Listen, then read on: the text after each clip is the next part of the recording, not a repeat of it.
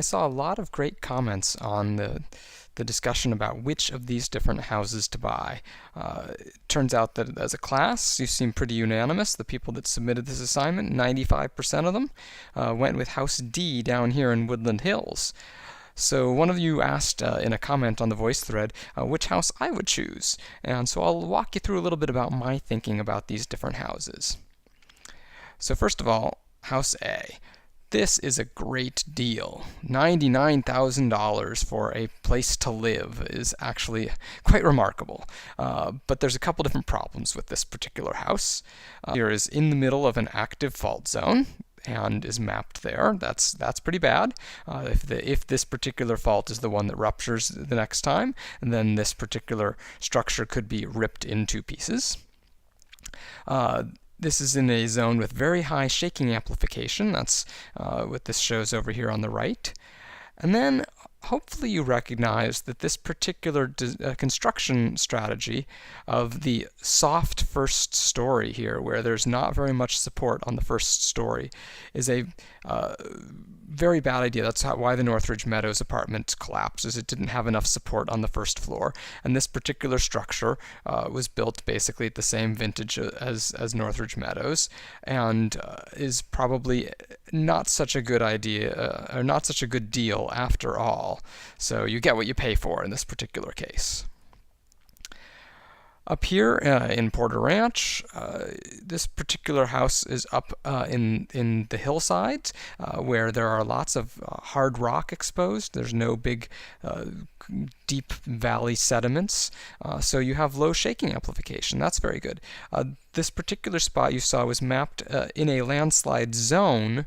But if you're looking at this picture, this particular building plot looks quite flat, and if the actual site is flat and not near any actual hillsides, then your chances of actually having your building fall down because of a landslide are actually pretty slim. So you're doing pretty well here. This is a two-story structure, which makes it a little bit less safe. And of course, with the living space built over the garage here, you get that same soft first story effect. However, this particular first story and second story construction was built in 1983 after significant changes to the building code were made in the 1970s. So this one here, not such a bad choice after all. This is probably one of those good ones. It's quite expensive, but if you've got the money, I don't see too many problems with this particular house. Over here, you go into a well-known liquefaction zone for this condo complex, but this one here, I really trust the building codes. This house was built in 2009 after the most significant reforms to the building codes were made, completely safe, and this particular hazard that you're facing here most severely is liquefaction. And liquefaction is actually something you can design pretty well around. You know that you can figure out which layers are actually going to liquefy, which ones are going to be weak, and you can make sure that you have piers that go down below that layer and support the structure so that it doesn't sink in. So actually, all of that work I would expect would have been done in a house or in a complex constructed in 2009. And quite honestly, when I moved to Northridge for the first time, the very first thing I looked for was I looked to move into a apartment building that was constructed very recently, and that is you put a lot of faith in the building code because the building code works. This house, the one that was most popular by everybody, is a beautiful looking house, but this one here is mapped in a landslide zone. You can even see from the picture here that this is indeed on a steep hillside. Built in 1957, before very many significant building codes were enacted, and I shouldn't say that actually. There were quite a good building codes, but not necessarily all of the innovations that have happened since 1971 and 1994 here in California. I would probably be going there and taking a very close look at this brickwork here, trying to see if there's any evidence that this particular hillside is unstable. we know that this house has, of course, survived several earthquakes, but all of those were much further to the north. I would be very worried here in Woodland Hills about an earthquake originating in the Santa Monica Mountains, just behind it to the south here, where we'd expect much stronger ground shaking. And if that happened during a wet winter month, this landsliding hazard becomes quite a real possibility. So your favorite choice may or may not be the best choice here as a class. I guess in the interest of full disclosure, my house that I actually live in right now does look a lot like this one here. Mine was built in 1963. This one's built in 1960. I do not live in a liquefaction zone like this one. This is not just an accident liquefaction zone that they mismapped. This one here had quite a few pipe breaks in 1994, telling you that is quite real. If you looked at the red tagged buildings, there were a number of them in this area. So this liquefaction hazard is quite substantial, and this older house is not great. One thing I do know is you can recognize by the fact that this house is right on the ground with no steps up or down that this is most likely built on a slab foundation. And a slab foundation is a much better house to live in if you live in a liquefaction zone, because basically your foundation acts kind of as a raft that will move around a little bit as the ground liquefies underneath you, but is much less likely to collapse. You might have your house kind of sitting on a tilt at the end as it sinks in, kind of like those apartment buildings that we saw in Japan in the reading that you read. But overall, probably not a very high risk of collapse in a structure like this, a single-story wood frame construction. Again, pretty safe. So walking through all those houses, I think that's probably how I would go with things. Some very good choices in there, a few not as good choices, and hopefully you were able to pick all those factors out. I realized that we might have made a little bit of mistake by putting this activity as the culminating activity with these buildings, because it made you sort of fixate on the structures themselves.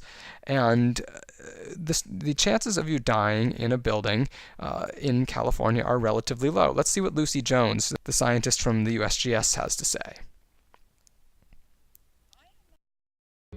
I am not afraid of a lot of people dying in the earthquake.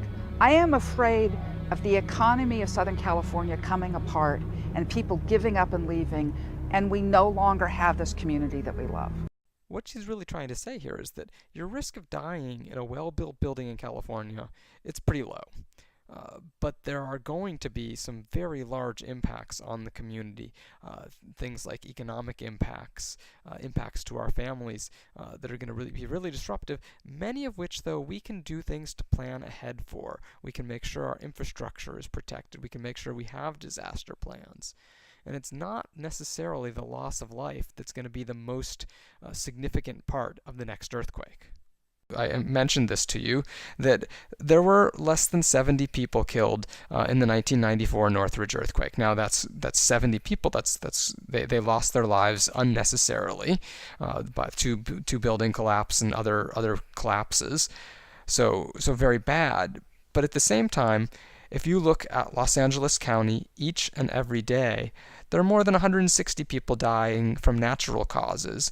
And actually, at least 50 of those people each and every single day are dying from heart disease, which is considered a preventable disease. So if you should be thinking about less than 70 people dying in an earthquake that happens once every few decades, compared to 50 people dying from this disease each and every day, where should you be spending your attention? You might think about putting earthquakes in perspective.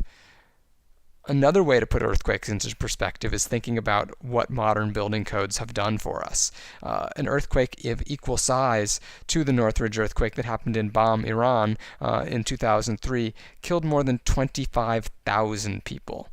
So same sort of basic structural hazards, but their buildings were not built to the same design codes as ours. So you should be really thinking about the fact that you are pretty safe here. So let's leave you with a couple other things here in our earthquake unit. If an earthquake hits, don't do what these people are doing. They're running out of the room, and there's a reason why that's bad. So let's take a look at the earthquake simulator that I was in the Ring of Fire movie. And the P wave has just arrived, and then the S waves hit. And you can see me doing what I'm supposed to be doing. I'm dropping down to the ground, getting under cover, and holding on to that cover. And there are a couple things to mention about this. So first of all, I had to do about 20 takes of this scene on this simulator, and it was quite frightening because this is a very strong shaking. What they wanted me to do is they wanted me to stay up above the table as long as possible for dramatic effect, so that I could throw that newspaper up in the air and dive under there to make it look really kind of dramatic. But what would happen would be that the shaking was so strong that I would stay there up after the P wave hit, and then I would wait until after the S wave hit by mistake, and I would not be able to get myself under the table because I was thrown backwards away from the table. And so if you imagine trying to walk in that scenario or run, you'll be thrown off balance and you won't be able to get anywhere, and you'll end up either hurting yourself, falling against something, or ending up laying on the floor where you're exposed to things falling on top of you. So the very best thing to do if you are in an earthquake is to get down to low on the ground. That way you won't be thrown very far if you are thrown, particularly looking to dive under something that is stable, that will cover your head so that nothing will fall on you. And then the last part is to hold on to that object, because if that particular table, for example, is not anchored to the ground, this particular one in this movie, at this particular simulator, it's actually attached to the ground, so it's a little bit unlike a typical table that you might have in your house. But if that table is not attached to the ground, it will actually start shaking across the room, and you might be left sitting there as the table runs away from you and no longer provides you the cover. So you want to hold on to it so that wherever it goes, you go too, and you get the protection you need. So these very simple things that you can do in terms of knowing what to do to be safe in an earthquake, preparing your earthquake kit, coming up with a disaster plan so you talk with your family about these things, about what to do in an earthquake, about what you're going to do after the earthquake. If you own a business or work at a business, have a plan for how your business is going to recover after the earthquake. Those are all the things that are going to help keep our community going and keep you going after the earthquake. So I look forward to having you all be very well prepared, and know that if you live here in Southern California your whole life, it's a virtual certainty that you will feel another very large earthquake that will cause damage, destruction, and quite likely some people dying. So you should be prepared for it now that you know about it.